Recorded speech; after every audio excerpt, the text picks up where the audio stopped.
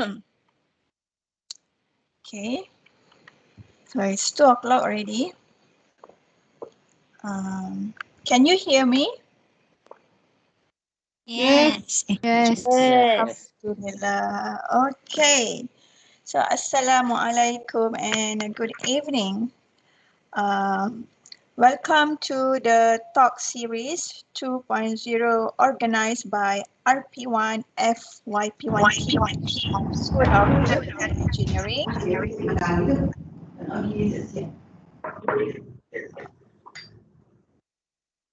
College of Engineering UiTM Shah Alam. I'm Madam Sharliza. We will be the moderator for today's event. Right? Now we are already in week 6. I'm certain that all students enrolled RP1, FYP1 have submitted your research framework, right? Congratulations to each of you for reaching that milestone. So what's next? Yeah, definitely the next research progress is more thrilling and full of hopes and also unexpectations. So that's the reason you are here today, to listening to a beneficial talk by Dr. Rafika Raslan.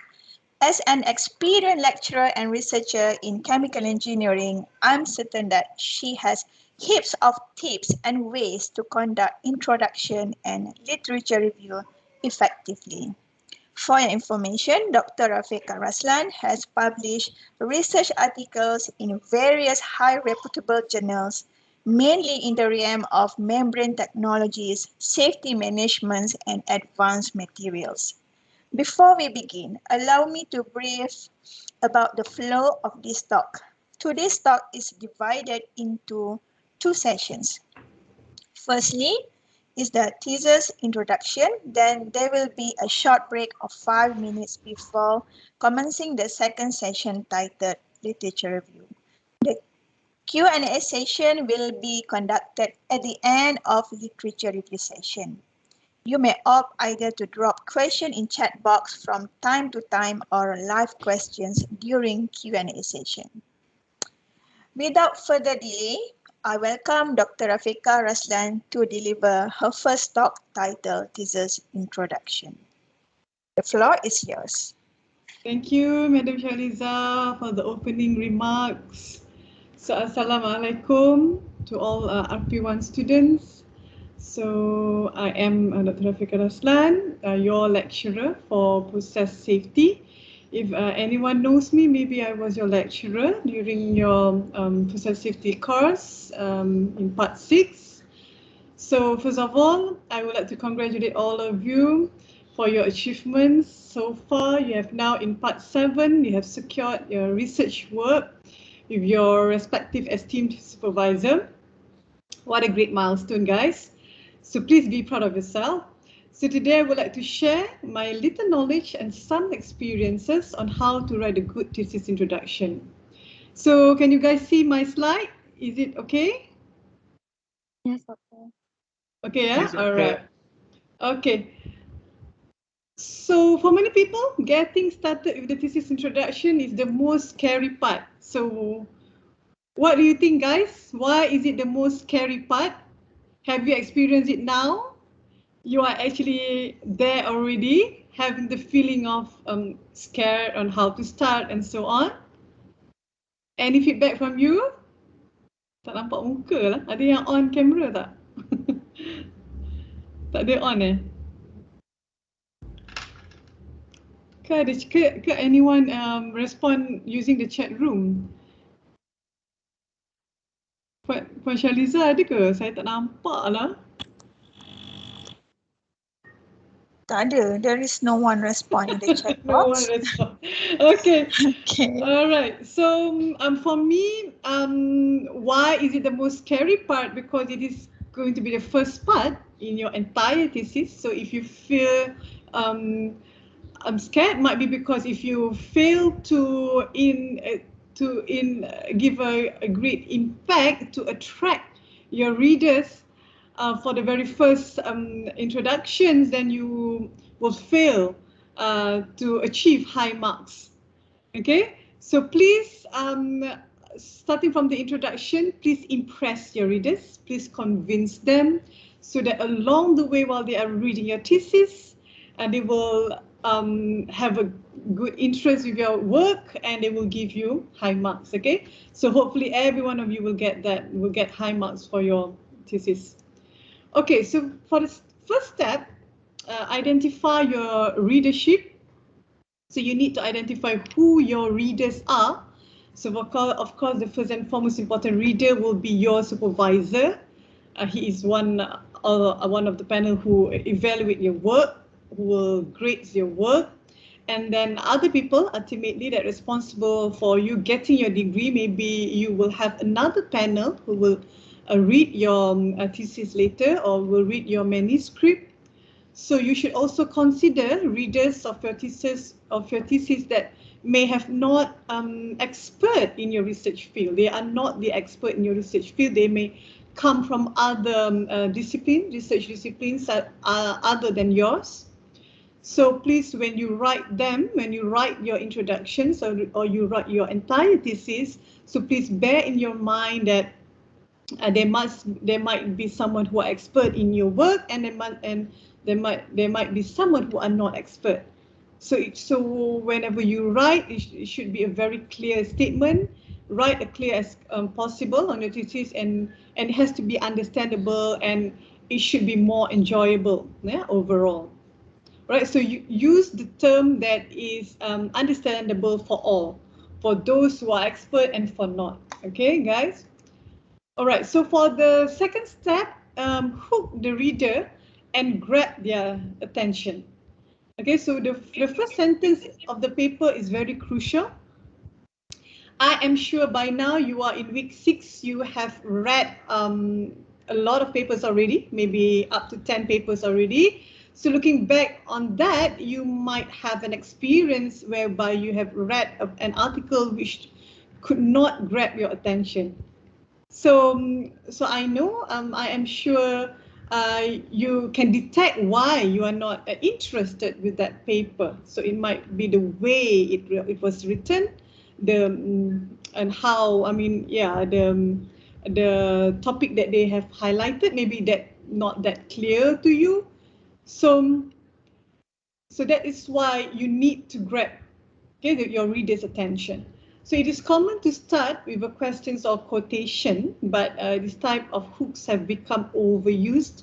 And for me personally, I think quotation is okay, but not question, because it is not that suitable for thesis.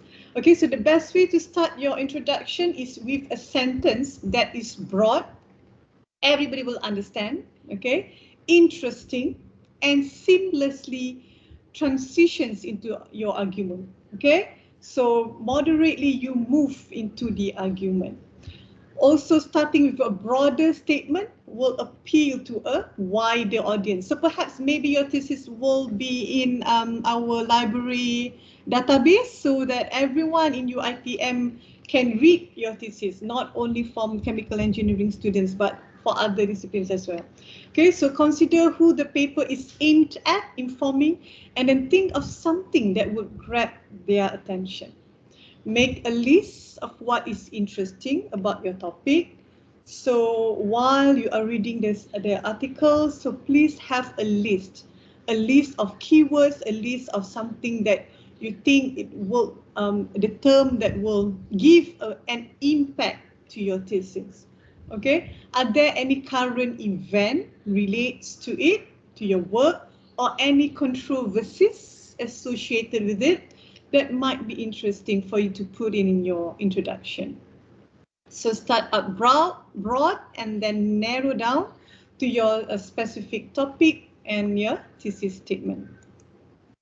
Okay, so I would like to share with you on my research on how I can find an interesting articles related to my work. So I do actually browse through newspapers online now, like the one that I've shown to you here on the regulations needed on levels of lead in paint. Okay, my research work is on formulated products. So formulated product consists of paint, consumer products, and so on.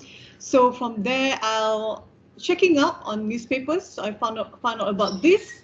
the levels of lead in paint, and then I will also look into some of the other websites on local authorities as well as international authorities, safety and health authorities, and also NGOs, those prominent NGOs who are working very much well on sometimes on environment and other disciplines. Like for the one that I have here is from the IPEN.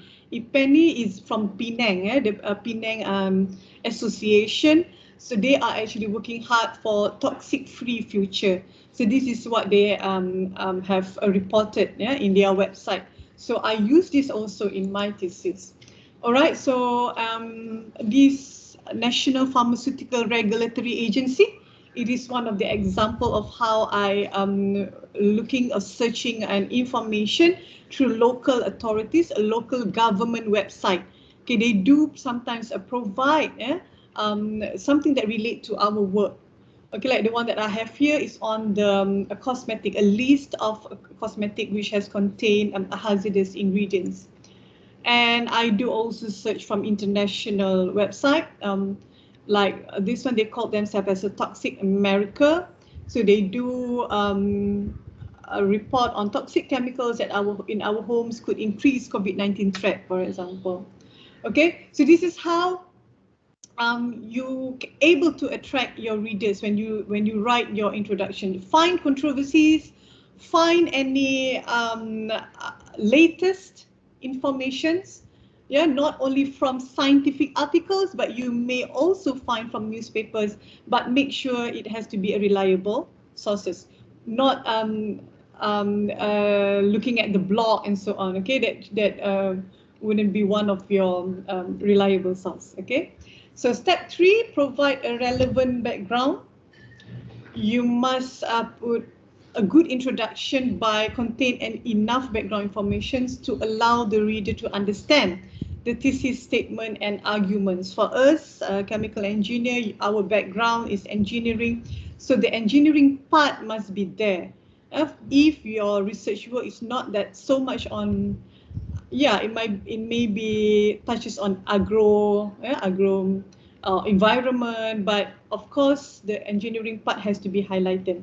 Okay, so the amount of background information required will depend on the topic. Why did I say so? Because the background information, it depends. If you want to, if your research is about COVID-19, COVID-19 was just only 2.5 months old, 2.5 years old, so that is not so much information available for you to actually search on COVID-19. So that's why we said that the amount is depend on the topic. If it is too current, too novel, then not much information you can find. So there should be enough background information, so you don't have to spend too much time with it in the body of the thesis, because you have touched in your intro, but not so much that it becomes uninteresting, not so lengthy about the background information. Okay, just sufficient enough for people to understand what you are going to do in your entire research. Okay, step 4, give the reader a general knowledge of what the thesis is all about. Okay, this is because you want to reach as many as readers as you can. All right, let the reader know the purpose of the study, make it clear. Make sure to include the following points. You briefly describe the motivation of your research, if you have not already put it in your first sentence. So your first sentence should be the motivations of your research. And then you describe the topic and what is your scope, explain the practical relevance of your research, make sure it is doable, it is rational, explain the scientific situation. You have to relate with chemical engineering background. You can include the most scientific articles and briefly explain them and how does it relate to your research. Okay, so the scientific articles will be your literatures that you have read. So please connect the literature review, connect the literature that you have read with the work that you are going to do. Okay, step 5, preview the key points and lead into the thesis statement. The same thing with the interesting words that I mentioned just now. So also you need to have your key points right from the first day you started to read your scientific articles, your journals. Keep on adding your key points. It can be in a small notebook, it can be in your phone, it can be in your laptop, or it can be in sticky notes and so ever, so that whenever you want to start writing, you can look back, preview them, okay, before you lead into the thesis statement. So the introduction to your thesis should preview what is to come and interest the reader with enough understanding of the key points, but of course still leave the best of the main part. While the body of your thesis will explain the main argument, you might want to lead into the thesis statement by briefly bringing up a few of your main supporting details in your introduction.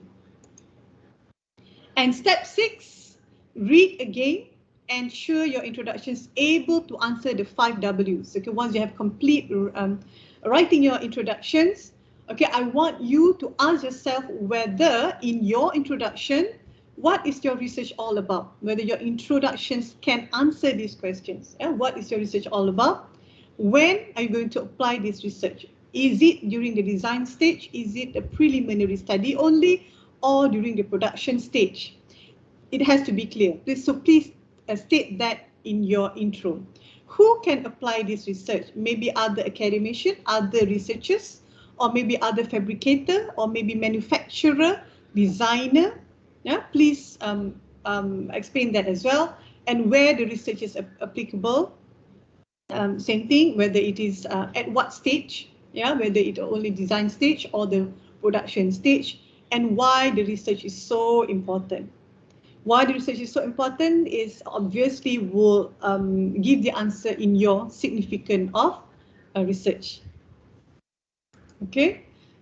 All right, so I am now going to share the general body of introduction. So generally, in introduction, you should have research background, problem statement, research questions, objective, significance, and limitation of study. Generally, you would have 6 of them. Research questions is also, I think research question is an option to you. You might have or you may not have it. All right, so it all depends on you and your supervisor. Okay, so in research background, I would say that you can have a minimum of 3 to 5 paragraphs. If only 3 paragraphs, I would recommend you on the first paragraph, explain on the research subject matter, a general description of the subject. So what is your subject matter? Are you working with a membrane? Are you working with a spray drying? For example, are you working with wastewater? That would be your subject matter. Identify that. Second paragraph, you explain on the scenario or issue to tackle. You may also add on the hint of your problem statement and your research gap. Research gap, I will dig more on that during our second session later. Third paragraph, explain on your research work. What are you going to do? Okay, you have introduced the subject matter. You have explained you have explained the scenario and the issues, the problem. You have explained that. The third paragraph is the time for you to tell your readers what you are going to do with that, your action. And you may also include what is the novelty of your work, what is the objective, method, and the main findings. But do not write like the objective of the research are blah, blah, blah. The method was the main findings, no. You write it in a very subtle way, in a very smooth way. But when people read that, people know that, oh, this is the novelty. Oh, yes, this is the objective. Oh, this is the method. Okay, I will show that example later. All right, so second part will be problem statement. You have given a hint of that in your introduction, but in problem statement, you will go into detail on the issue that you are trying to solve. You may have 3 problems, so please write 3 paragraphs. Each problem's 1 paragraph, okay, for example. And then for your research questions, it actually comes from your problem statement. Whenever you read articles, okay, once you read the problem statement, the articles that gives to you the problem, there must be questions to ponder. Those questions, it may simple to you, but it helps you a lot along the way. So please write it down. Anything that have in your mind, please write it down. I am sure whenever you read the articles, starting from the extract, you might have asked, what is the existing method? What is the limitation of this method? How can I improve the existing method and how to achieve a better result? Maybe when you read the articles, you feel like this result is not enough, not sufficient, okay, not justifiable enough. So these would be the research questions that you can write in order to have a better outcome. Okay, number 4 is the objective of the research. Objective has got to be actionable, doable, rational, and able to solve the problem. The objective also must relate to the problem statement. Because if you explain a problem statement, then your objective is something else, then we cannot see the connection. The readers will lose attention if they cannot see a clear connection with that. So objective is actually how are you going to solve the problem. So for the first objective, maybe the first way, the first method for you to solve the problem. Second objective will be another way for you to solve the issue, or how can you actually validate the first method. For example, maybe you are fabricating a membrane. So the first part, the first objective, you would say like, I want to characterize the outer part of the fabricated membrane. The second objective, to characterize the inner part of the fabricated membrane, for example. The second objective should complement the first objective. And maybe you have 3 objectives. So the third objective is maybe to validate the first and second objective, or how to completely solve the issue. Maybe you have 3 main parameters in order to solve the issue. You want to find the optimum concentration, you want to find the optimum temperature, you want to find the optimum pressure. With these 3 parameters, you should be able to achieve a good result, for example. So you can have a 3 objective. And I would like to highlight here, there must be a good flow of your objective. Which comes first, which comes next, and so on. I will show an example later. And then the scope of the research is based on the objective. Each objective has its own scope. So please, in each objective, clearly specify the boundaries of your work. What are you going to cover and what you will not cover? Okay, state that very clear. Like for my work, I am working on safety and health risks due to formulated product exposure. So I will state that the exposure route that I will cover are dermal and inhalation. And I will not cover ingestion. Why? Because ingestion is not the major exposure route. So please state that the reason why you are not covered the one aspect, and why do you cover the other 2 aspects, for example. Those should be included in your scope of the research. Okay, come back to we come to the significance of the research. Like I mentioned earlier, what is the contributions of your work? So significance of the research. Why is it important? Why your research is so important? So here is where you can highlight, right? So what is the contributions of your research? This is where you can highlight. Specify who can benefit your findings. Is it the academia? Is it the industry, or both?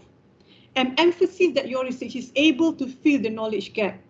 You have mentioned that already in your intro. You have give a hint on the research gap. So in your significance of the research, you can actually explain, emphasize that you have actually filled the gap, okay, or any current shortage.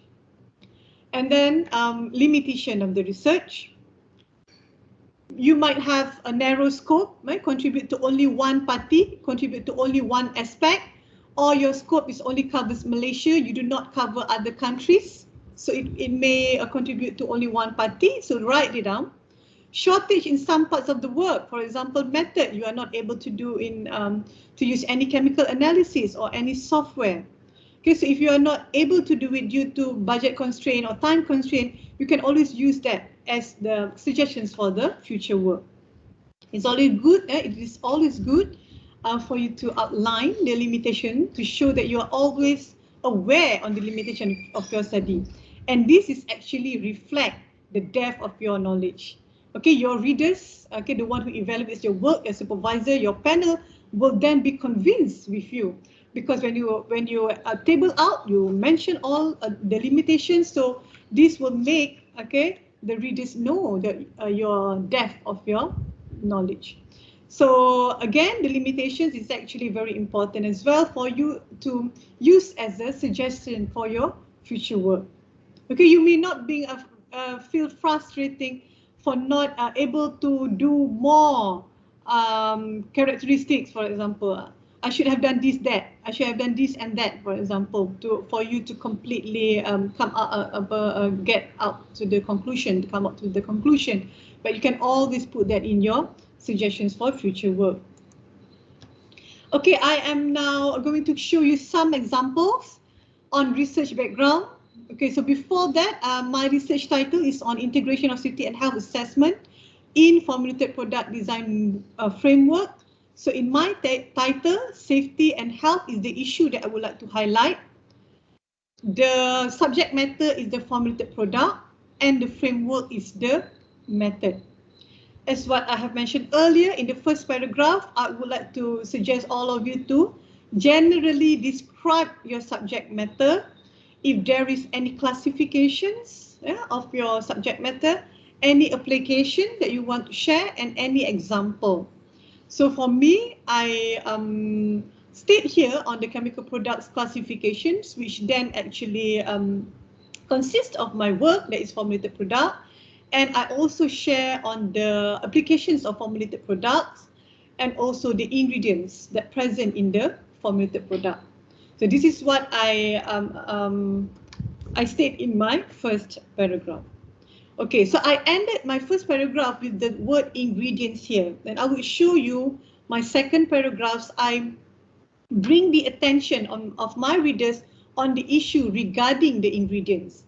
Okay, so the second paragraph has got to be related with the first paragraph, of course. So the last sentence in the first paragraph should give a hint on what you are trying to tell in your second paragraph. So now I continue with the ingredients, and I also bring the attention to this to the issues that I would like to highlight. That is safety and health hazards to consumer. So the second paragraph, you may then introduce the issues that you want to tackle, and these will going to be your problem statement. Okay, so the safety, and I tell about the safety aspects, and I also mentioned about the controversial issues on the hazardous to health.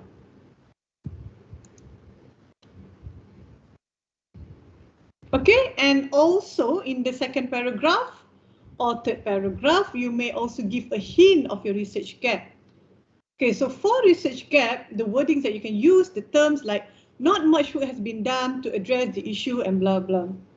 In the second paragraph, give a hint on the research gap whereby what other things have not been done and what other things have been done actually.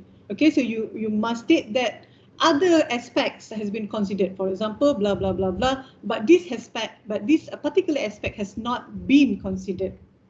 Okay. Right, research gap is not only stating the things that has not been done. You must also include that what have been done. Okay, because this is to show the depth of your knowledge, to show that actually you know this has been done, but these are lacking. Right. Okay, so on the third paragraph, you explain on your thesis. Okay, so as mentioned previously, extensive works on formulated product design still lack. Okay, that is the research gap from the previous paragraph. So you repeat that, you continue the ideas in the third paragraph. So therefore, in this thesis, then tell the readers what are you going to do.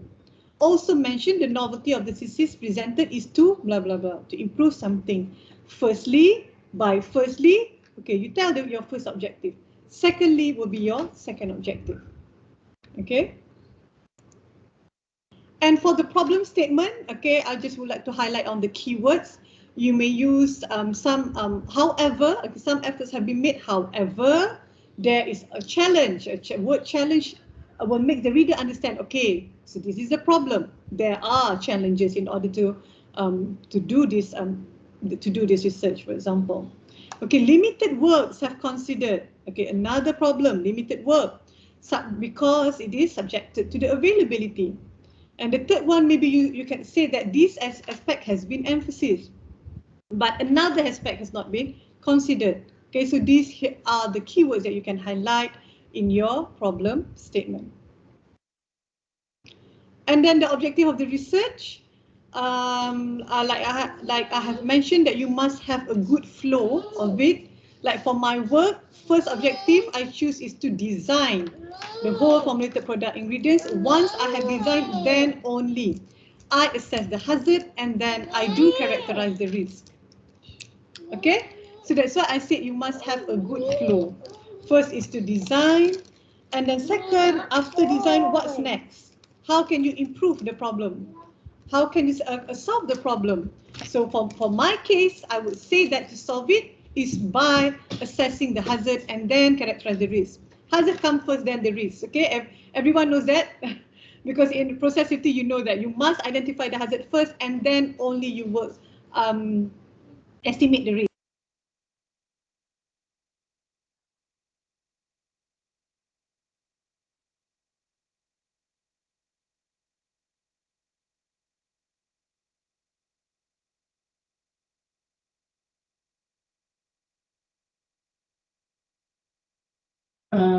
Madam, I think you are muted.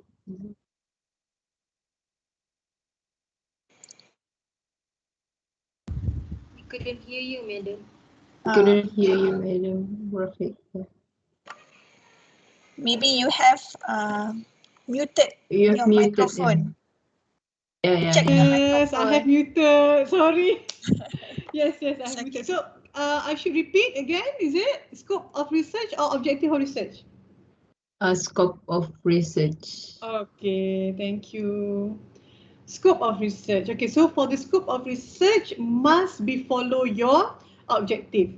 So go back to the first objective. What is the first objective? Design. So what is for the example, yeah, design. So what will be the scope of the design? What are the properties that you are going to consider when you design the ingredients, for example? So I write it there. Okay, so I include all the properties that I use when I design my work. So that will be the scope of your research. And then for the second objective, what will be the scope? Okay, what are the boundaries?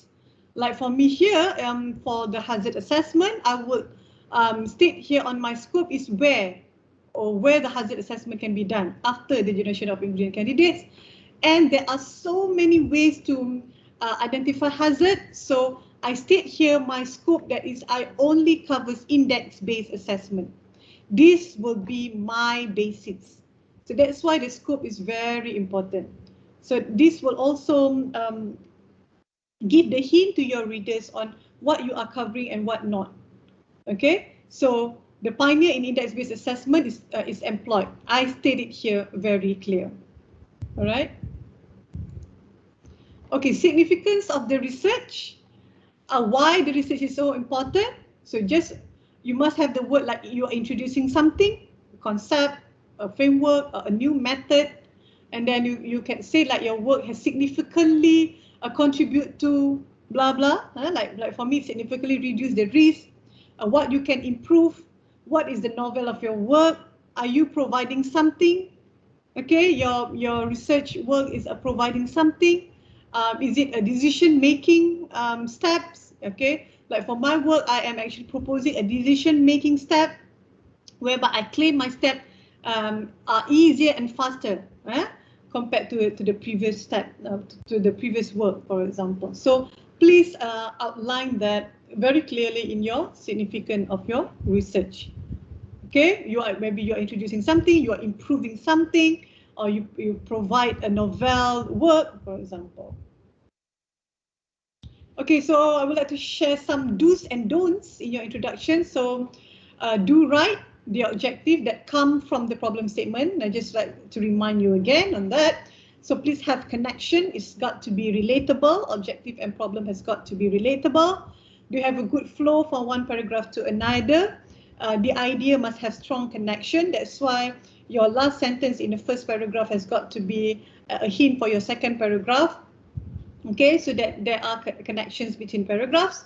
So do relate your research with your daily activities or your real life experiences. This is also very important. I found myself, this has to be motivation for me to work more on my research work, where I can find where I can find my research very relate to a daily life experience, my daily activities. So I would like for you to find as well, find what one scenario, one issue that motivates you the most. Okay, it is all not only for the readers and not only to grab the attention of the readers when you can relate that with daily activities and so on, but it's actually for you yourself. Whenever you enjoy writing your thesis, and then people will enjoy reading it. So that's why you have to find your own motivation first. Okay, so don't go into detail of your method in introduction. Just give a hint. Do not explain detail of your method in scope. This is what always happen when I read thesis. So some of you, I mean not you, some of the thesis from students might have mentioned too much on a method in your scope. Scope, remember, it is all about boundaries. What is done, what is not done. Okay, so don't write lengthy introduction, be convincing instead. We do not have a long introduction, but please make sure it's very convincing from the very first paragraph towards the end. You must have a good flow, connections, and then that should be able to attract your readers. Okay, guys, thank you for the first part, for the introduction part. So, get back to Madam Shaliza is our moderator. All right. Thank you, Dr. Rafika, for your insightful sharing on how to write the introduction part for the thesis. Okay, so I'm glad to mention the key points from the first talk. Okay, that there are 6 crucial steps to write an introduction. And secondly, the body of introduction consists of 7 important elements from background until limitations of research. And not forgetting the do's and don'ts in introduction. Okay, so now we take a break for 5 minutes. I'll see you then.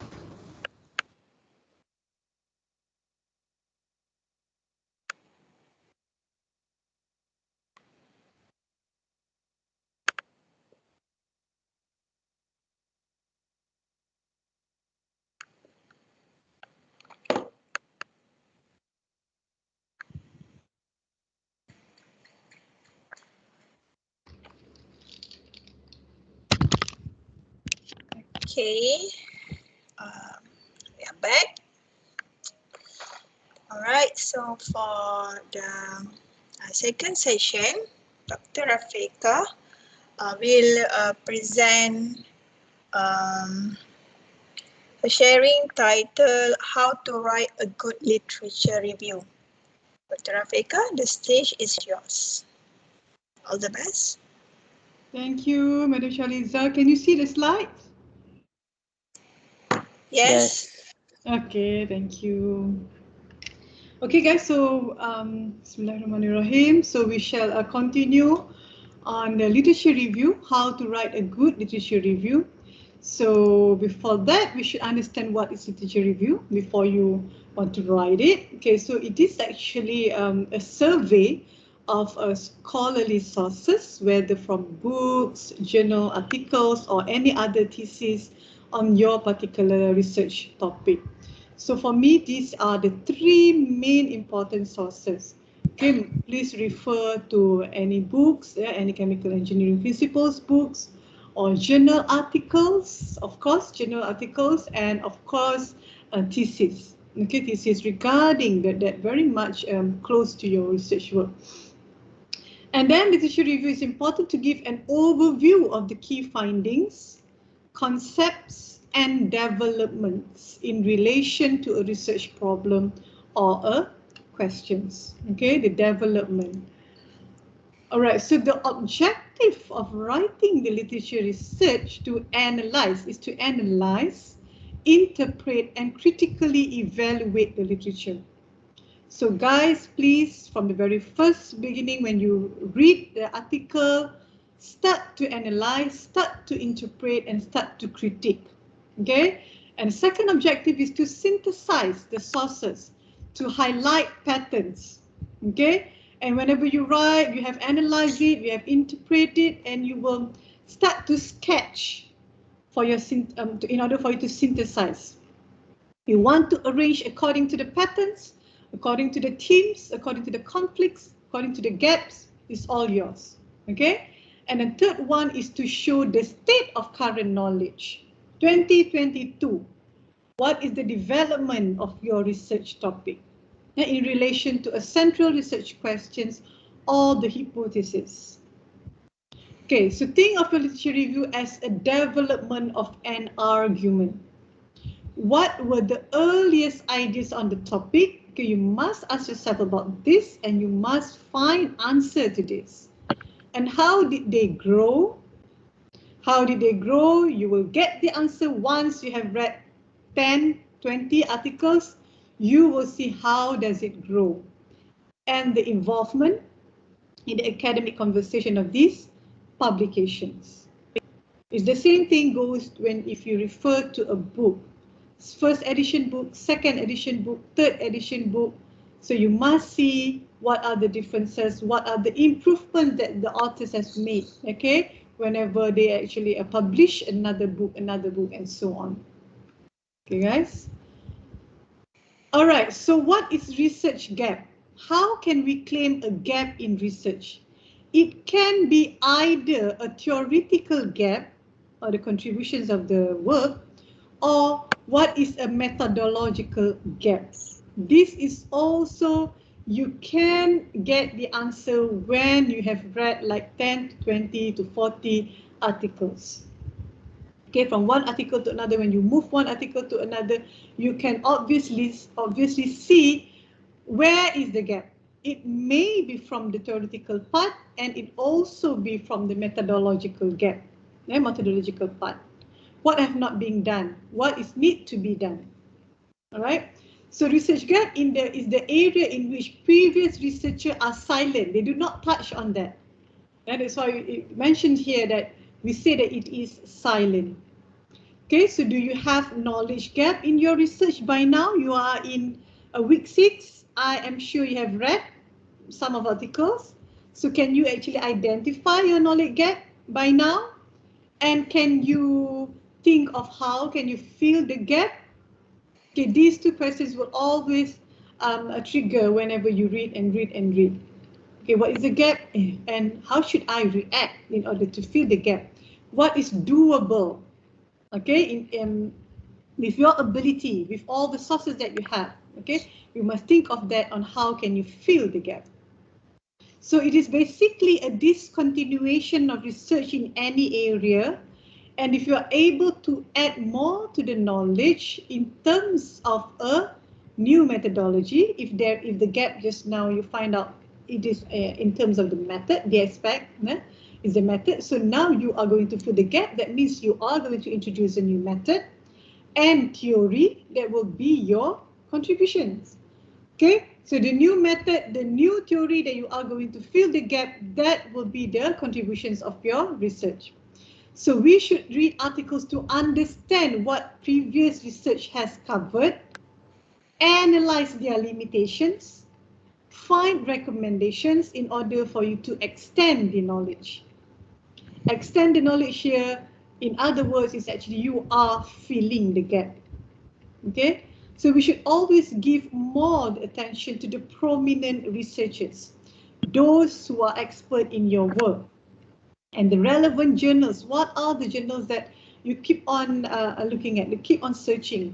They must be come from the same journals, okay, and follow how their approach and their practice, okay, the method, the way, it should be the same. You should follow their approach and their practice, because those approach and practices has been proven. It has published. It has been published in a high reputable journal, so you can follow the approach and practice. All right, so getting to know the prominent researchers is very important as well for you to keep on track on their recent publications. Okay, and the prominent researchers can also be your potential reviewer when you want to submit article for a publications in a journal.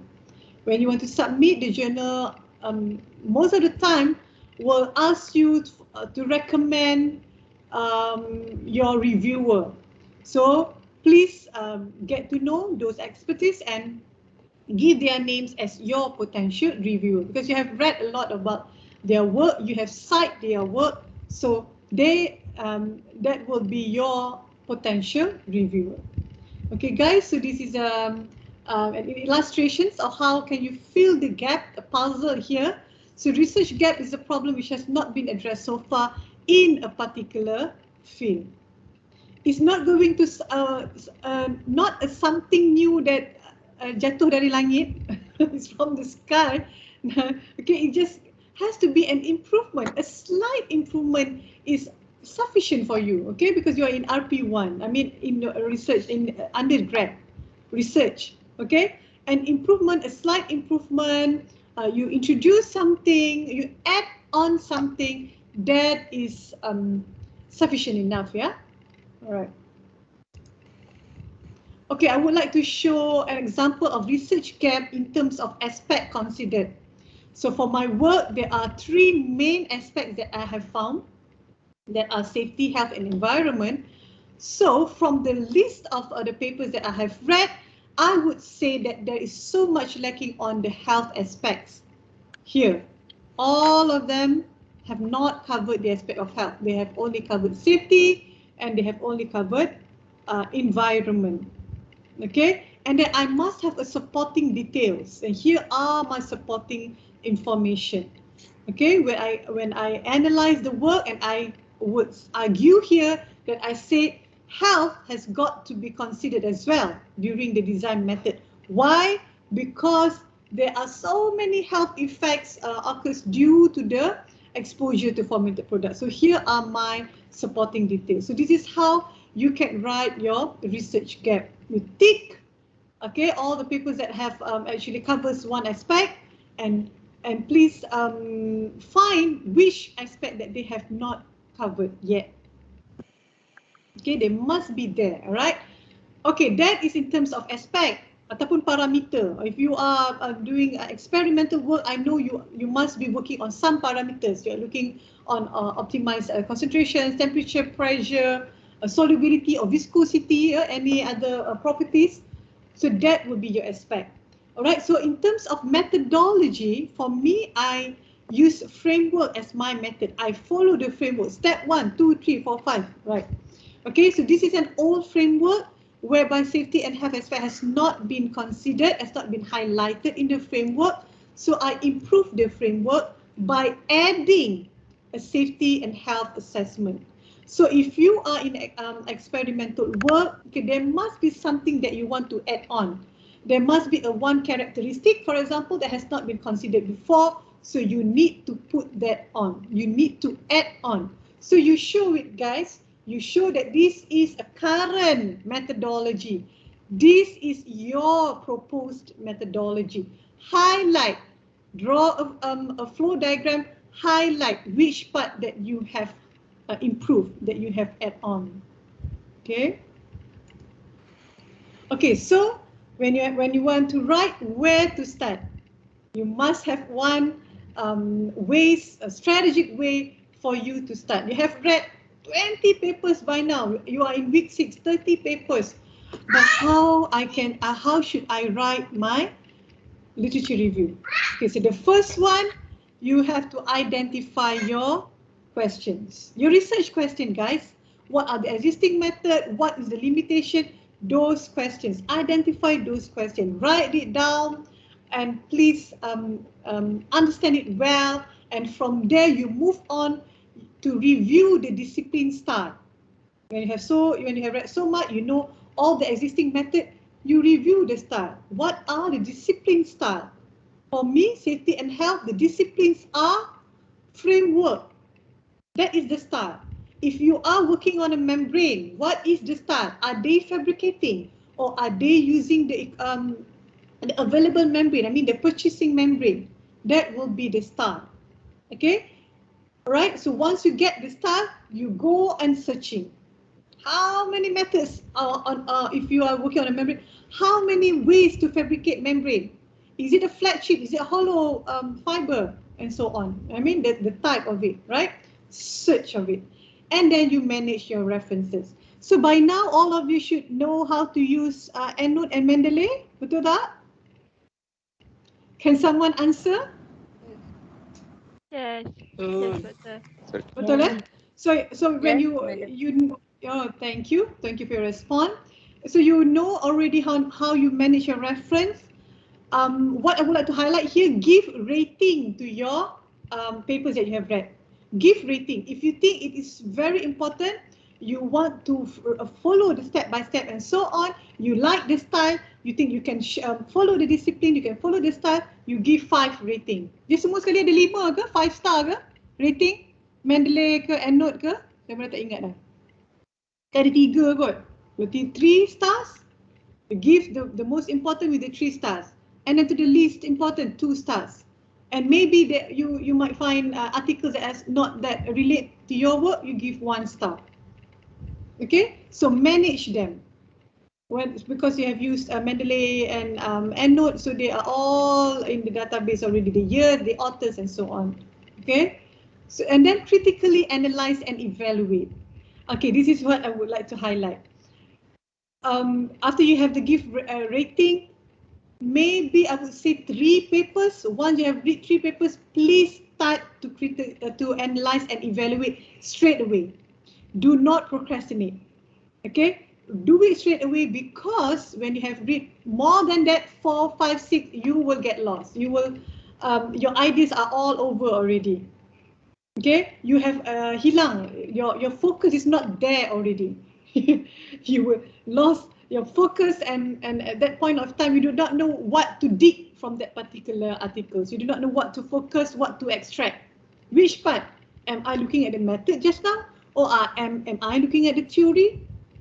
Okay, so please be focused. So my advice to you, 3 papers enough. Once you read 3 papers, then you start you critically analyze it. You must have your own table, just like I showed to you. You might have aspects and whatnot, or the theme of your work, and then you just sketch and analyze it and write a notes to it and so on.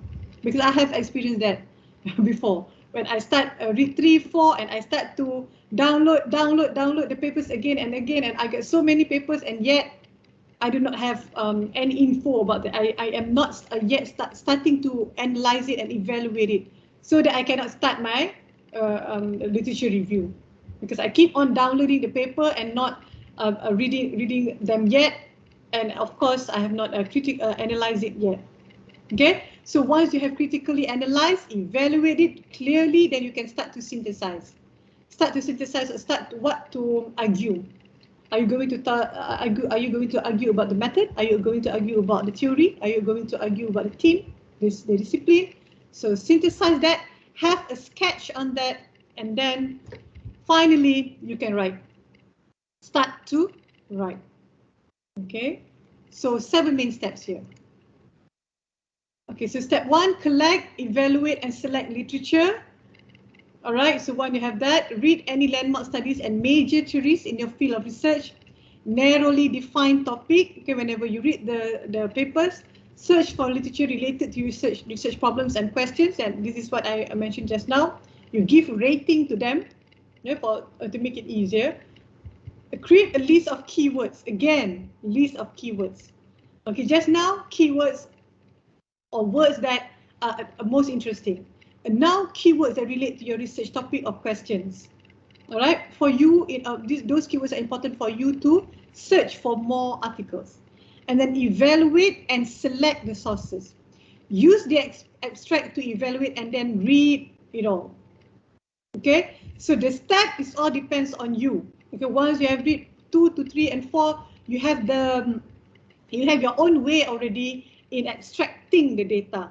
Maybe first you read the extract and maybe then you jump to conclusion. You want to see the conclusions, okay, whether it relates to your work or not.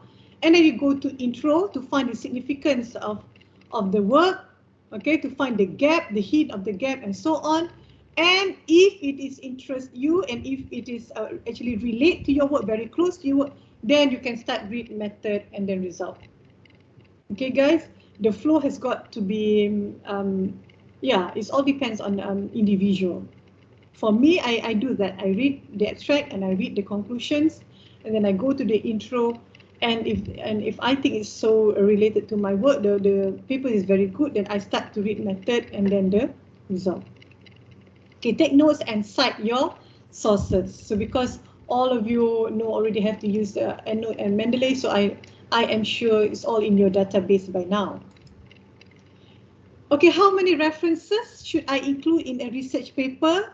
Okay, Dr. Nick Raihan has recommended that you should have a minimum of 50 research papers, indexed papers. Okay, so please get them from Scopus, get them from Web of Science, get them from from Science Direct.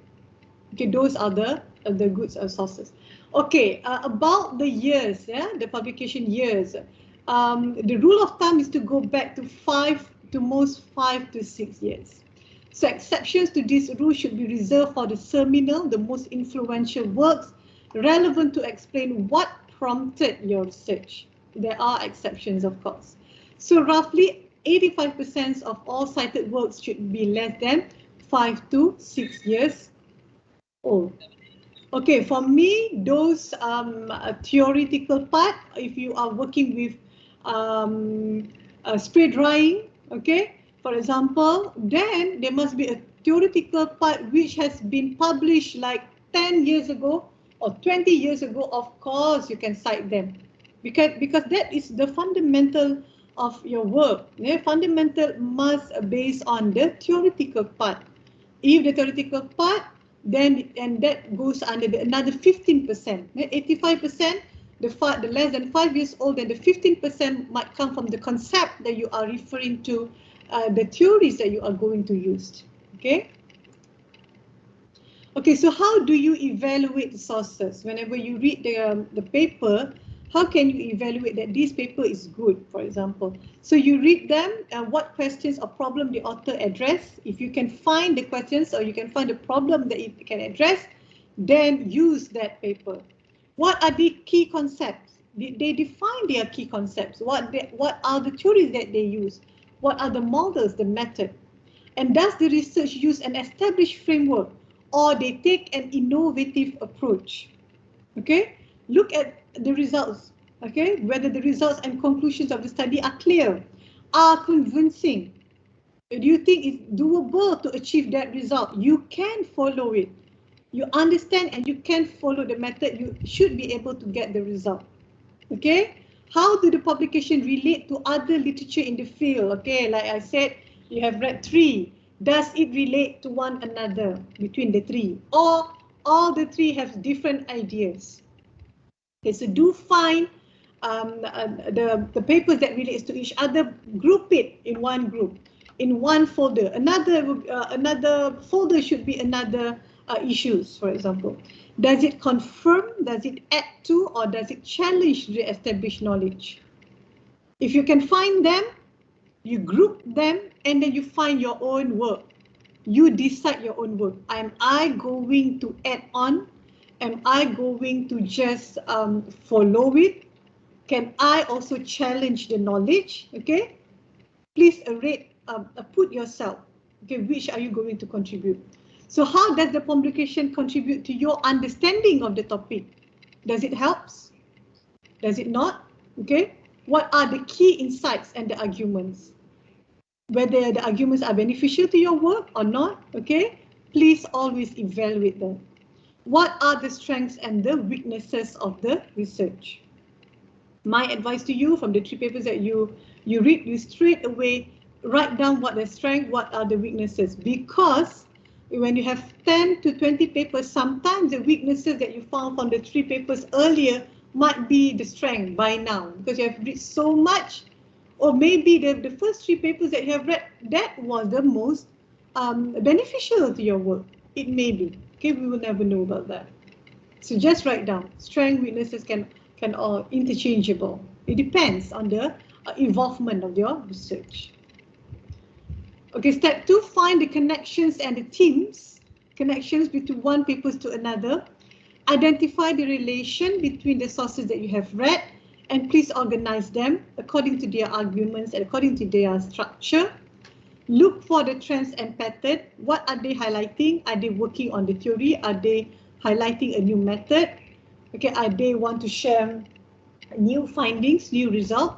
Maybe they have the same theory, same method from the previous paper. They follow the same thing, but then there is a plot twist in the result. There is a new findings in the result. Okay, do certain approaches become more or less popular over time? That's why the years are very important. You look at for the last 5 years, so you can see that which methods are popular between these 5 years, which are not popular.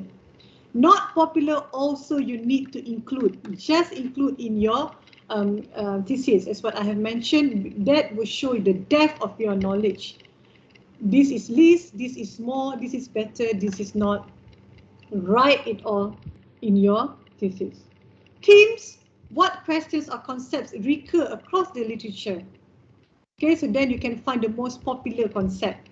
You debate, you conflict and contradict between those papers, and where do sources disagree? Maybe you can group them. 3 of them disagree with this finding, 5 of them agreed, confirm the findings. Okay, are there any influential theories or studies that change the direction of the field? Maybe the last 5 years they are using one method, suddenly they are following one theory, suddenly after that 5 years, after that 2 to 3 years, they have changed the direction. They are no longer based on that theory. They have come to a new theory. They have used a new theory, for example. So gaps, what is missing from the literature? Are there weaknesses that need to be addressed? Okay, and at this point of time, you can find the gap already because you know what is missing. The weaknesses are the gap. Those are the missing part that need to be addressed. Okay, so there are later when you do this screening of theories and the weaknesses and strengths and all, you can find maybe 5 things need to be addressed. But out of the 5, you must think of which are doable to you with your ability, with the sources that you have, okay, with the skill that you have up to now. You are in part 7, so you may only act on the 3, act on the 2 problems, for example. Okay, so please not be afraid when we think like, there are so many ways, but I could not do that. Okay, I cannot cover all. Never mind, you just cover the thing that is doable with your ability. All right? And you can always put other ways, other problems in your limitation, and of course for the future work. Okay, so plan your literature review structure. Structure number 1, chronological. The simplest approach is to trace the development of the topic over time. Okay, 5 years back, 6 years back, and then you divide it into years. If you choose this strategy, be careful to avoid simply listing and summarizing sources in order. Again, it means here that you are not going to only look at the years, but please try to analyze the pattern. What are the turning points and the key debate that have shaped the direction of the field? And then you give your own interpretations of how and why certain developments occur. I am sure when you have read like 2 to 3, the ideas of how and why will come. You can think of that at that point of time, you can think like how the developments occur. You can answer that by that.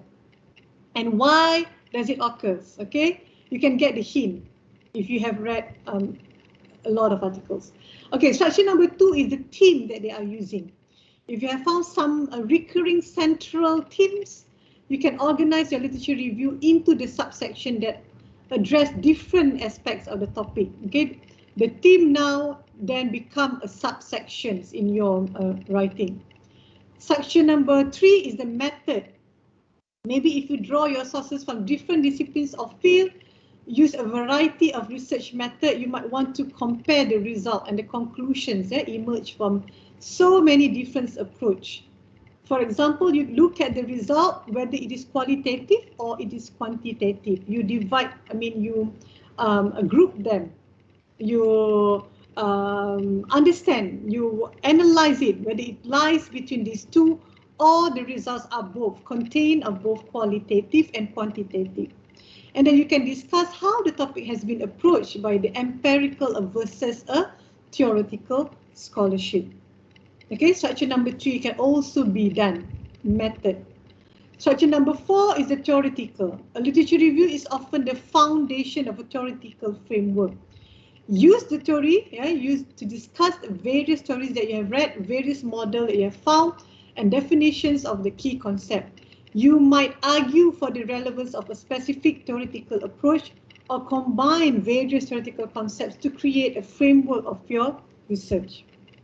Okay, guys, when you want to plan the literature review structure, it may contain 2 or 3 structures at one time.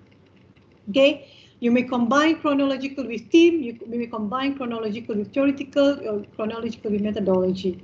All right, so now I would like to show examples, okay, of how you can present your literature review. Okay, this is a graphical way. Of course, you need to write them, you need to analyze them in sentences, in a paragraph form, but after you have written that down, you can also have a schematic diagram in a more interesting way. You may have figures to show about that. Okay, examples that I have here is on chronological by author.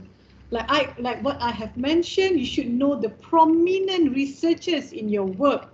Like in my work for inherent safety, those are the prominent researchers. Like 2000, 2010, Khan and Amayet and Tixier. Okay, they have write a very good research paper with a high number of citations. So I highlight it here. I have explained their work in paragraph form, just that here is the summarize of timeline. Okay, 2011 to 2015, those are the names, okay, that have write a new way in inherent safety assessment, for example. 2016 to date, that means 2016 to 2018, 2019 to date, here are the works that have give so much contributions. Like Hasim here, 2016 is my supervisor, my PhD supervisor. So here, her name is here in the literature review, okay, in the timeline to show a chronological by author. You can do this as well. And I have other examples, like Here I have chronological with methodologies. If you have so many methodologies, you can have like this. You can have a timeline here, and you can show that in what year it started with one new method and another year shift to another method. Like for my work, inherent safety, I highlight here that they have accidents. Flixborough accident, Cerveso, Bhopal.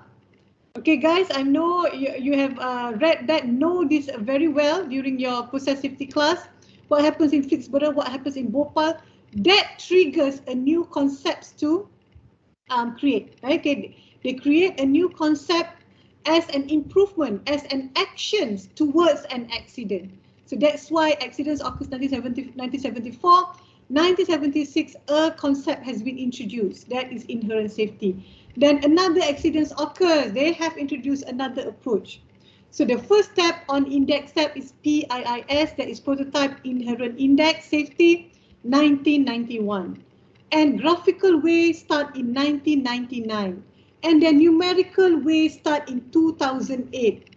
Notice here, okay, this is from my friend. Her work is on numerical descriptive inherent safety technique. Started in 2014. Okay, you can write, you can have this as well.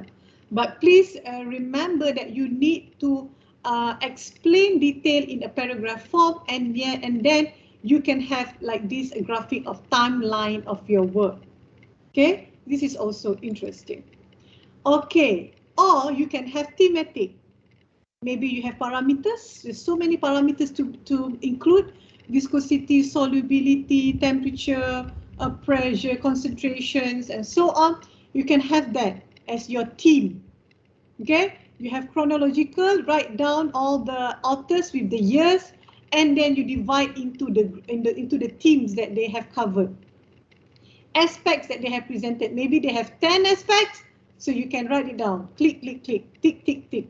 And from here, you can come out with the research gap, and from here, you can come out with your objective. Problem statement, research objective, problem statement, a research gap, problem statement, and then you can come out with your objective. By looking at this table, okay, you know how to can you fill the gap so that those parts that they have not been covered. Okay, this is an example of how you can write your literature review according to the chronological and thematic. And this one more compact, whereby they show also on chronological, method, and theme. For each method, what are the themes? What are the scopes that they are covering? Of course, the reference here must be in a chronological way, starting from 1994 up to 2005, 2015, and so on. Okay, I would like to highlight here, you should have remarks. Remarks here is a note from you. Your own notes, your own comment, your own interpretations of the weaknesses or the significance of each method here. Okay, do write remarks. Maybe you can write here like this: require something, this to estimate something. Okay, guys, inventory, this is involve inventory and whatnot.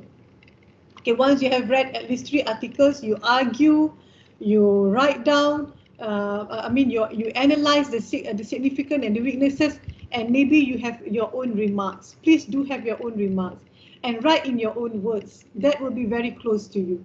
If you use your own words starting from day one, whenever you analyze the literature review, it will be very easy for you whenever you write, because you have used your own words. Okay, starting from the very beginning. All right, starting from just a one sentence on the remarks or notes, but this will help you when you start to write. Okay, step 4, write your literature review. Okay, so the introduction should be a clearly established focus and purpose of the literature review. You should have a body of the literature review depending on the length of it. You might want to divide into subsections if you have so many themes or aspects that you want to highlight. So you can divide into subsections. For example, here the theme, the time period, or the methodological approach. And then when you have a paragraph detailing about the themes, the time period, of course, you may have your conclusion. Conclusion for you to summarize all the key findings. Okay, and please have a nice graphical timeline just like I showed to you, or a nice table, a very good table where you can actually show all the aspect with the chronological way, and from there you can summarize in one particular paragraph to actually give an overview of the timeline or any graph, any tables that you have shown. Okay, and from there you emphasize their significance. Okay, so from the literature review, you may have your methodology. Kan, chapter 3 will be your methodology. So please have relation. When you do your summarize, give a hint of what method you want to choose. All right, just like I've shown to you just now on the method, on the years. From there, actually, you can come out with what method you want to choose. Of course, those who are being done by many authors that has been established. So from there, people can see the connection from the chapter 2 to chapter 3. That is your methodology. All right, so here are some tips. You summarize and synthesize, okay?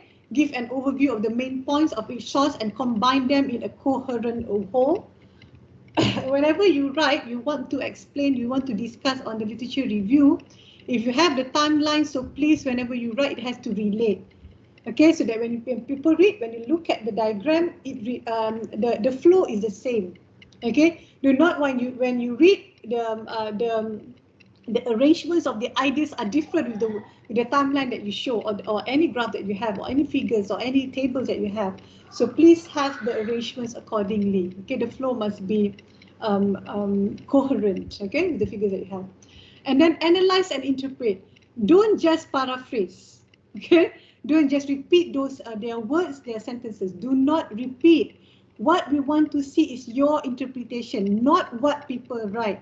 It's your ideas towards it, your comment towards it, your judgment, right? So add your interpretations where possible. That's why I said you must have notes every time. You must have remark, because that would be your interpretation. Discuss the significance of the findings in relation to the literature as a whole. Critically evaluate. So in the paragraph that you write, you are actually evaluating it. You are critically write it down, highlighting the strength and the weaknesses. Okay, write in well-structured paragraph. Use transitions from topic sentences to show connections, however, and whatnot. Furthermore, comparisons on the other hand, and contrasts. Okay, interestingly or significantly, most importantly, macam tu. All right, so each 10 pages, you may have 4 pages that will be your own ideas and judgment, and maybe 6 pages telling of what people are doing, telling of what, explaining of the literatures, and 4 pages on your arguments towards it, your own interpretations. Okay, so that's how more or less the rule of thumb of it. All right. Okay, please digest your title. Okay, by now everyone has secured your title. So, okay, you can always look back at your title, find that is there objective in your title, is there method in your title, like the title that I have here, rapid degradation of long chain crude oil in soil by indigenous bacteria using fermented food waste supernatant. The objective here is highlighted in the first 2 words, that is rapid degradation. This is what you want to achieve, a rapid degradation by long chain crude oil. That will be your method, and this is constant variable. You are going to use that in soil. Okay, this is the sample. Long chain crude oil in what? In soil. This is my sample. The method here is by indigenous bacteria, and what are you going to manipulate is the fermented food waste supernatant, the concentration, the properties, okay, or the aspects that you are going to manipulate, the variables that you are going to manipulate while you are doing the fermentation process. Okay, I am sure when you have your title, you should have read like so many times, right? Okay, whenever you have read your work, you have read articles also, you may go back to your title, look back at your title, highlight it, okay, to find the key points and so on. And then check the keywords that relevant to your study. Rapid bioremediation, okay, that will be the keyword. then that will be the same aim of your study. You want a rapid degradation. Okay, long chain alkane, oh, a similar substrate use, but you want to degrade a crude oil.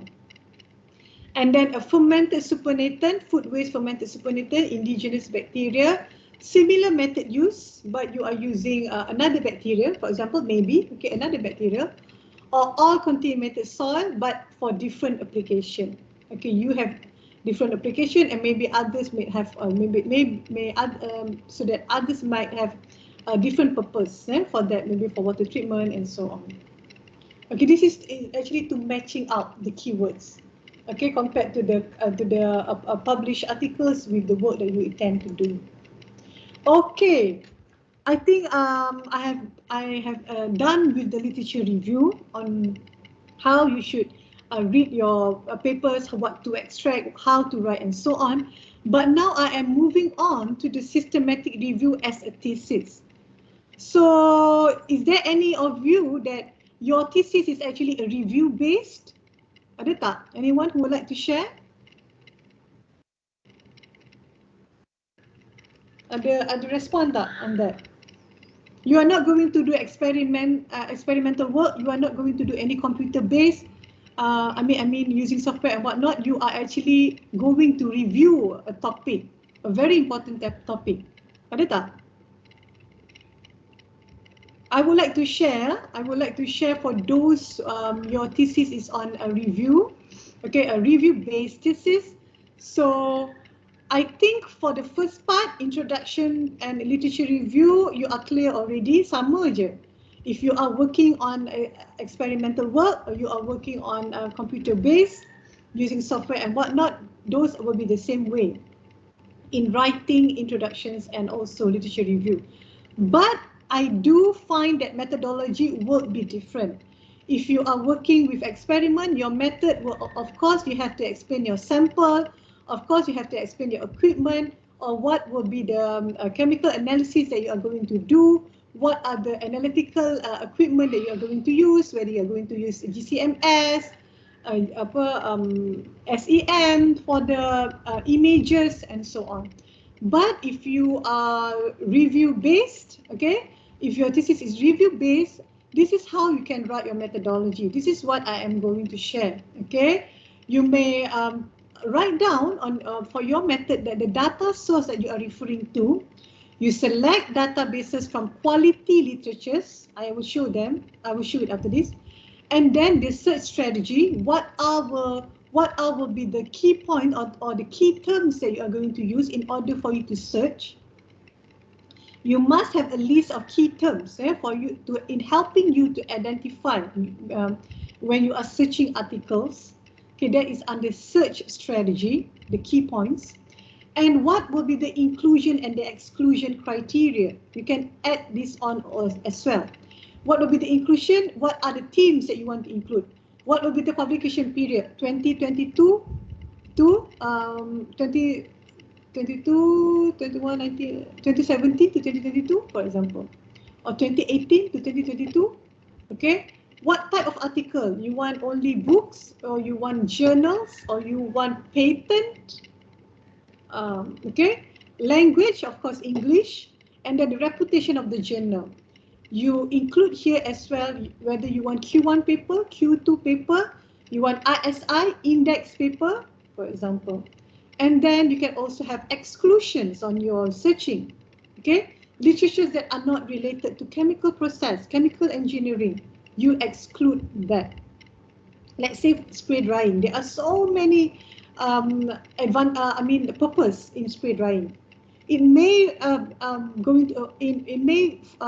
lies under mechanical engineering. It may lies under medical, for example, pharmaceutical maybe. So your focus is on chemical engineering, so you can exclude that. Okay, so literatures that are not for chemical, you exclude that, and maybe publications. 10 years back, you will exclude that. So please write it down as well. And then the data extraction. You extract the eligible literatures and integrate into a table. You explain them how you do that. Okay, as simple as that. Actually, you, of course, by now you have your own table already. Okay, you are going to submit that, right? Ke belum? Okay, you have your table, you have your author, then you have your findings, you have year and whatnot. Explain them in the method.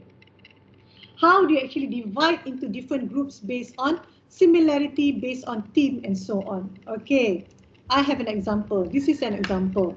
What are the good database that you are going to refer? Here, guys, you always refer to Web of Science, Science Direct, or any publication, a publisher from what really from Elsevier, Springer, or you can use also Google Scholar or Scopus. Okay, please include Scopus also. Yeah, Scopus is also very important. Right, so you may do this. You may present your method like this. You write down, you tell what are the database that you use, and then your search strategy. What are the keywords that you use? Okay, for my work, inherent safety design, and then I must write chemical as well because I don't want they talk about other plants, but I want only on chemical plant, on safety process, on safety design. English language is English. Document types, I want to have article. Okay, you can also include books ataupun chapters in a book. You can also include that. And then the time span, like here 1999 2019. Indexes, you want indexes by Scopus, you want indexes by SCI, it's all up to you. Write it down. Okay, and then for Science Direct pun is the same thing. You put on the years and really also what are the keywords and the years and so on. Okay, like for this Google Scholar, I have add on here. You can include patterns and not include citations. Okay, because citation jadi banyak sangat. Dia akan keluar banyak, too many. Okay, so you said that you want to include patterns and you want to exclude citations of that particular paper, for example. So from there, from your searching, this is the result. You get 66 works related, closely related with your work under the Web of Science, 132 for Science Direct, 37 of Willy, and so on. Okay, or you can have in a sense of a flow diagram, or you can have both. Okay, when you have a flow diagram, you can mention that you have this result, and then the total record you add on, you get 614. But are there any duplication? Duplication here means you find one paper in Science Direct, the same paper in Web of Science, the same paper in Willy, for example. It may happen, guys. Okay, so if there any duplication, you try to remove that, and then you might screen them. And maybe there are words that you cannot access the full text. Okay, you need to pay them, for example. So you cannot get the full text, you screen them. You remove them, and finally you get only 46 papers, or only 46 articles ataupun sources, includes books, patents, and so on. You have 46, and from there 46 you work up from there. From the 46 you try to group them according to the themes and so on. Write it down in your method. From the 46, how did you actually classify them? Okay. All right, so I think that is enough for methodology part for the review-based thesis. I move on to result and discussions. Here are a sample of how you actually can explain or discuss the sources that you have. You can present it in a graphical way. Okay, you have this bar chart. So you can have review papers, editorial, conference, book chapters or articles in the year 2016, for example, 2017, 18. So from there you can see the patterns, and you can see actually numbers of how many review papers, of how many conference papers, and so on. Okay, when you have a nice figure like this, a bar chart like this. You can also have a chart whereby you zoom out, and when you have an article, a scientific article, you zoom out, you want to see what are the journals related to the articles. Okay, like this, I have PSEP, JLPP, those are for inherent safety.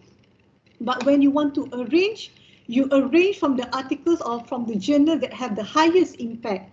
Okay, the highest impact will be PSEP for inherent safety. So you write it down, that will be the first one. So you show here that relates in your work, how many. The second one is JLPP, how many. Okay, you can present it in that way. You zoom. When just now maybe you have 46 papers, patents, books, and so on. journals and so on, then you zoom one particular aspect, that is papers, explain in papers, okay? Or here also they have thesis, ataupun you may include thesis as well, present it in this way, okay? All right, or you can have a pie chart. From the pie chart, okay, for method in university assessment, you can see that most of the work are indexing. 57% the method that they use are index-based method. So like for me, for my work, I can redo this pie chart. I can present it in my thesis to show to my readers, to convince my readers the reason why my basis of work is on index based. As you can see, as I mentioned earlier, my scope of work is index based. So why? Because most of the works in inherent safety assessment are based on the index base. Okay, you can show this pie chart, for example. Right, so pie chart is also, for me, good to clearly show to you, maybe you have so many methods or you have so many aspects to consider, and from this one, you know where to zoom. Okay, so if the highest percentage, so you are going to only dig into, investigate more on that particular parameter. Okay, like for here you have so many aspects. Health only 5%, safety 69%, very well established, guys. So you can see here that safety has so many papers touch on that. So I want to touch on health, for example, because least papers covers this. Or 3% cover both. Okay, then I cover both. I cover both safety and health, so that to fill in the gap here, because not much work has been done. Okay, in the pie chart is what we also interesting way to do it. Okay, or you have a spider web diagram. You have like for here, example here, you have 14 aspects to cover.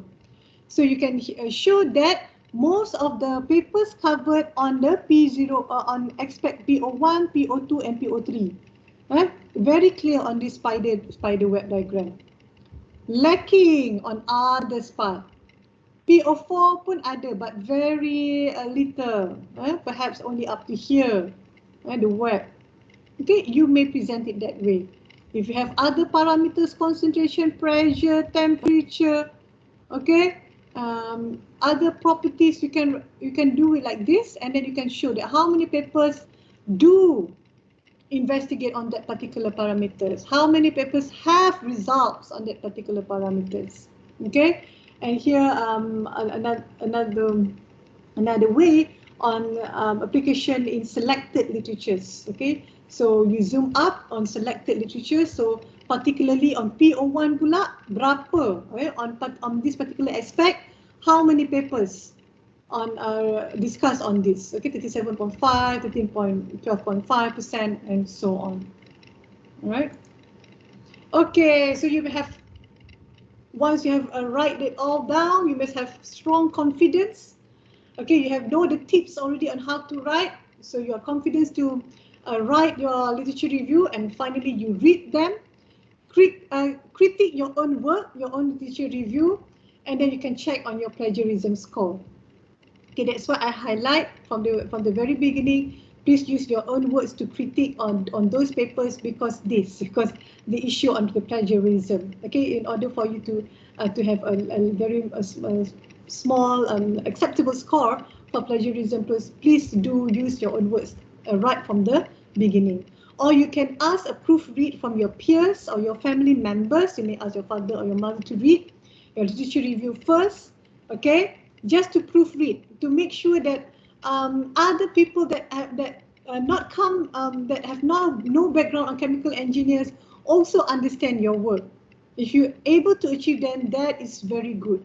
Okay, because you can reach so many readers out there if you can actually make it understandable and readable to not only chemical engineering students. Get feedback from them. Okay, improve them, and then you may submit your literature review. Okay, I think that's all for my sharing today. Thank you very much for listening, and all the best. Good luck, guys. I will pass to our moderator. All right. Thank you, Dr. Rafika. Okay, I can feel that the positive vibes have been radiated by your speech. Yeah. Okay. Okay. So, I'm certain that the students are overwhelmed by the knowledge of literature review, starting from the definition of literature review until the systematic review of the thesis. Okay, so now I open the floor for the Q&A session. Okay, so we have questions from the students. Okay, so you can unmute yourself and ask questions.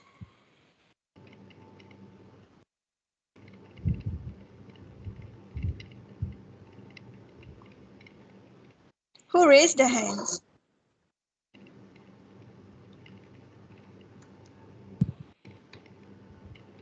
Okay, does anyone have questions?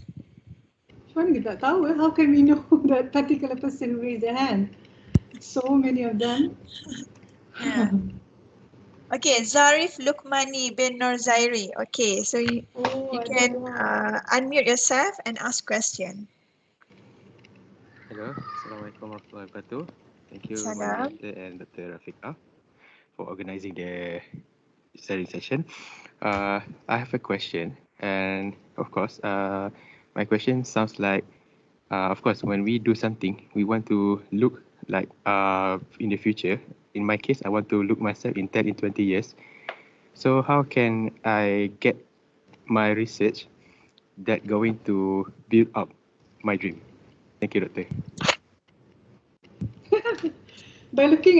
Perhaps by looking at the number of the publications. That's why you should have the timeline and you have the pie chart where I shown to you that this research has very much potential. Okay, when you have a lot of numbers, a high numbers of publications in that particular topic, the involvement, you can see from the timeline. So when you start to approach on that particular research work, you have a very much interest on that. So I'm sure it can shape up your research. Maybe you have 10 years aim to write like how many articles per year and whatnot. Is it okay, Zarif? Oh, okay. Thank you, Doctor. Okay, if you want to approach them, it's also you may do so. Like I say, you read the articles and you know that there are a few prominent researchers. In every article, there must be a corresponding author. The email, the email address is there. You can always approach them, ask them about your work, and so on. And later, if you want to proceed with your master degree, you can always approach them. You make a proposal, approach them, telling that you are so much interested in their work. Okay, so I think having a good relationship through emails and so on will help you a lot in your future if you want to pursue your master degree and your PhD. All the best, Arif. Oh, thank you. Actually, I'm asking for my friend. She is shy person. Shy. Okay. All Okay, right. thank you, Doctor. Welcome. Okay, thank you, Zarif, for the questions.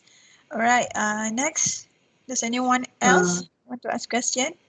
Okay, Sharida. Hi, madam.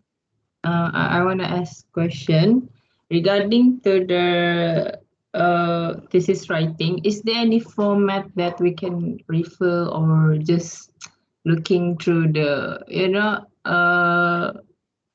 usual punya thesis writing? Is there any format Of that we course, you do have can? format.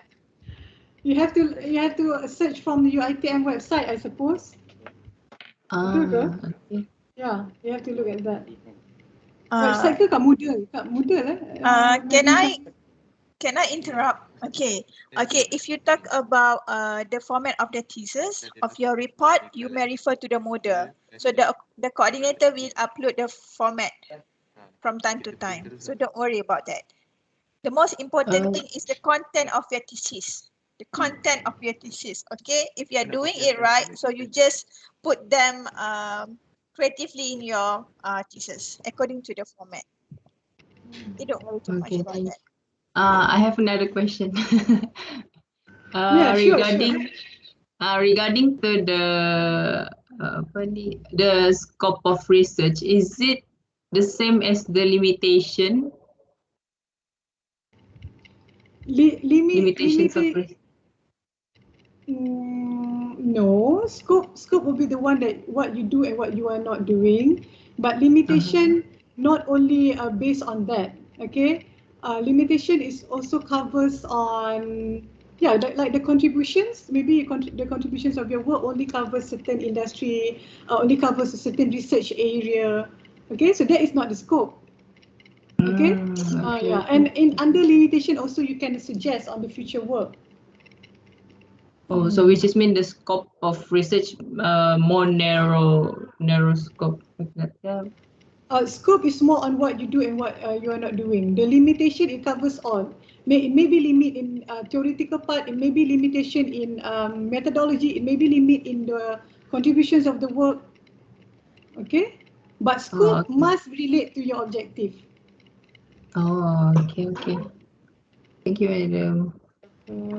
Alright, thank you, Sharida. Next, I saw Siti Umaira raise up her hand. Okay, you may proceed.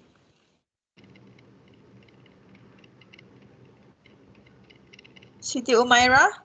Kan, saya tak nak jadi.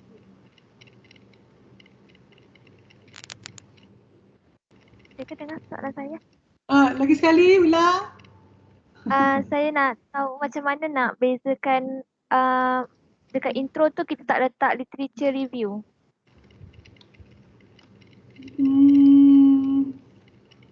Literature review tu consist of I mean, problem statement pun also under literature. Okay, problem statement also under literature, theoretical pun also under literature, but the part of that you are reviewing it will be lies under literature review. But the main important key points you give a hint in under your introduction, not detail, but just introduce what is the problem statement, introduce what the issues that you are going to tackle. Okay, but literature review is more on you are reviewing, you are critic and analyze each part of the papers under the literature review. That will be very detailed. Introduction is on what you are doing. Okay, Siti Umaira? okay, maksudnya dekat intro tu kita just macam cakap direct saja ke? Yeah, betul. Just to explain, just to introduce what are the theory that you are referring to. Okay, what are the problem statement that you have found? Not into detail of each papers. There are so many papers, maybe 5 of them that relate to your works that you want to highlight in your intro. Then that only you explain in the intro. But in literature review, it will be more than 5, 10, 30, 20, for example. And the reviewing part is more thoroughly in the literature review. Introduction, you just introduce it, you just mention it. Macam tu. To give the flow. So that when people read your intro, they know what you are doing, starting from you know the entire, they understand the entire work. They understand your research work entirely. Your method is there, your result pun ada.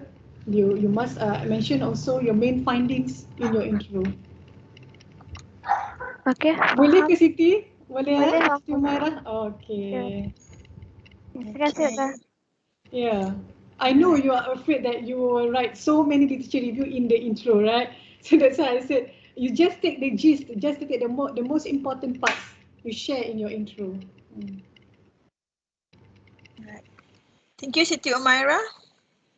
Okay, next, do we have more questions from the students? So students, grab this opportunity to ask question to Dr. Rafika. Okay, so this is the best time to answer all your worries about doing introduction and literature review. Yes, doctor, I have a question. Yeah, Nabila. Nabila, okay. Regarding the literature review, right? Assuming we are using the thesis format from your ITM, so how many pages is considered too long, or how many pages is considered too short? Because I'm afraid that it will be too redundant lah if I include too many information in it. I think you must have an idea on the whole.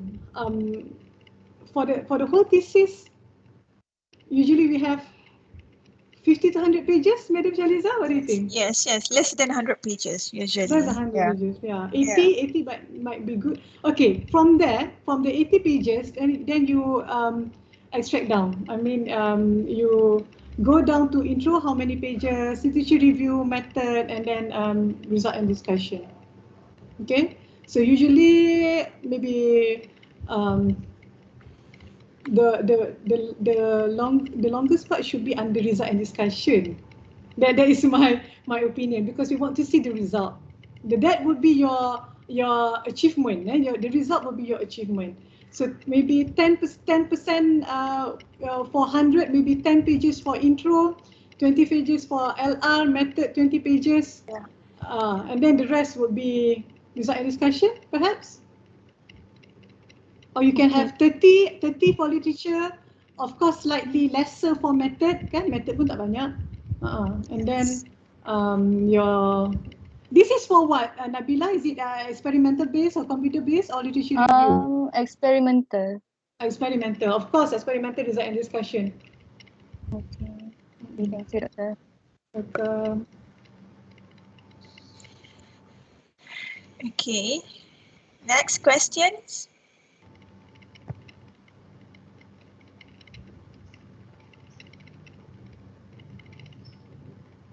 Okay. Hello, I do have a question. All right. Proceed. Thank you so much for organizing today's event. I'd like to ask, I'm kind of confused, as in when I see the RP's gun chat, there is a manuscript that we need to send later, but then just now Dr. Rafika has just told us that there's 100 pages. So are we supposed to make a manuscript, a separate manuscript, and then have another separate?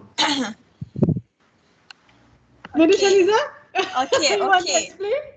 Okay, for RP1 you need to submit manuscript and also the final report. So the one that Dr. Rafika has explained from the beginning is about doing for your final report. But some of the literature review must be summarized and must be included in your manuscript as well. Okay, so what has been explained by Dr. Rafika is on how to conduct an effective literature review. But at the end of the semester, all RP1 and FYP1 students are required to submit one manuscript, okay, and also one final report. All right. Okay, the guidelines, the formats have been uploaded on the Moodle. Okay, so please refer Moodle from time to time. The Alright. 100 pages that I have mentioned, that would be the entire thesis, guys. That is your RP2. Yeah, RP2. Because jangan pula the report RP1 you want 100 pages, pengsan. Okay? The RP1 maybe 50 or less. Yes, 50, less than 50. Usually less than 50 for RP1. For final report for RP1.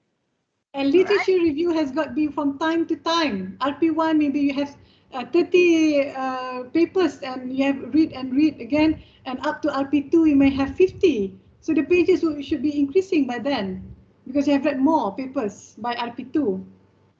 Literature review, you won't stop until the last day you want to submit, okay? Yeah. Because it keep on progressing. The papers are keep on progressing. So you might want to enhance, you might want to improve your literature review from time to time. Okay, Adelina?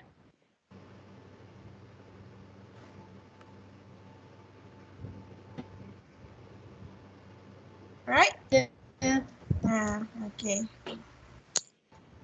Alright. And maybe last questions from the students. Earlier you said manuscript should be around less than 60 pages. But for the contract, you have to abstract till challenge views. Afika, Yeah. we can't hear you. We can't hear you. It's unclear here. Can you repeat the questions? From the Gantt chart, it mentions that we have to submit abstract until chapter 3 for our manuscript. So that one is also until we have to have at least 50 pages or less than 50 pages. Because You it's mean only 3 chapters. you mean manuscript? Yeah. Or manuscript? If you refer to the Moodle, I think is about 3 pages for the manuscript. Contain from chapter 1 until chapter 3. Yeah. Introduction, literature review, and methodology. So you must be able to summarize the introduction, literature review, and methodology. Okay, the maximum pages is only 3 for the manuscript. I see. So for the full report that we need to submit as well, is the one that's gonna be less than 50 pages. Yes, correct. Yes, correct. Maximum could be 50 pages for the final report. Okay. Do not mix with RP2 yet. No, Okay. we are talking about RP1. So, But when actually, the format, it's not on Moodle yet, right? Because I'm looking at Moodle right now and I cannot find the format for the manuscript and the final report. all right, the coordinators will upload the format maybe in nearest time. Okay, In thank you, nearest Doctor. time, okay. Please be clear, guys, on what is manuscript and what is report. Report is actually a draft of your whole thesis. We call it as a report because how can we ask you to submit thesis by RP1, I mean by part 7. That's why we call it as a report.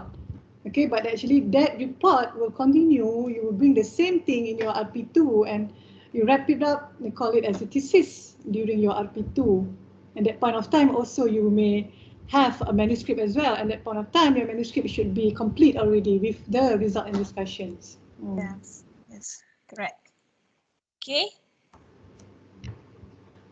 Okay, so if there is no questions from floor, um, on behalf of RP1 and FYP1 coordinators, I would like to express thank you to Dr. Rafika for being here with us today, sharing the tips and positive vibes towards a successful research work. To the students, I hope the knowledge gained can help you to elevate your skills in writing the manuscript, the final report, and conduct an effective literature review. Okay, so I wish you all the best in the upcoming research journey. Thank you. Hope to see you again. Okay, thank you. Thank you, Thank you, Ms. Doctor. Thank you, Doctor. Bye, Doctor. Bye, Have a good Doctor. day. Thank you, Doctor. Thank you, Doctor. Thank you, Doctor. Thank you, Doctor. Alright, welcome. Thank you, All the Doctor. best, huh? So much. Ah, okay.